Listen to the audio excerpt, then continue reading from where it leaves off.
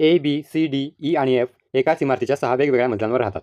इमारतीमधील सर्वात खालच्या मजल्याला 1 क्रमांक दिला आहे. त्यावरील मजल्याला 2 क्रमांक दिला आहे आणि असेच सर्वात वरच्या मजल्याला 6 क्रमांक दिला आहे. आपण आधी 6 मजले काढून घेऊ.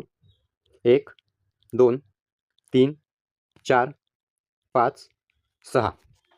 ई आणि एफ ज्या मजल्यावर राहतात त्या मजल्यांचा गुणाकार 10 आहे. 10चे अवयव इथे पडतील 5 गुणिले 2.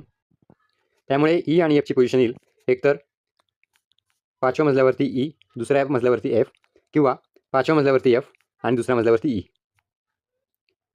ए हा सीच्या लगेच वर राहतो. ए हा सीच्या लगेच वर म्हणजे ए आणि सी लागोपाठ राहतात. लागोपाठ आपल्याकडे तिसरा आणि चौथा मजला शिल्लक आहे.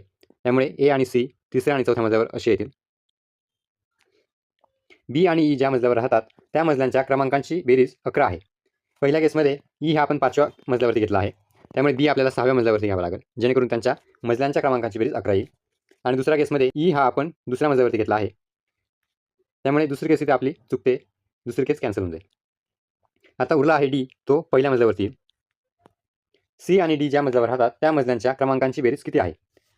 सी राहतोय तिसऱ्या मजल्यावरती आणि डी राहतोय पहिल्या मजल्यावरती. 3 आणि 1ची बेरीज 4 हे आपल्या प्रश्नाचं उत्तर असेल.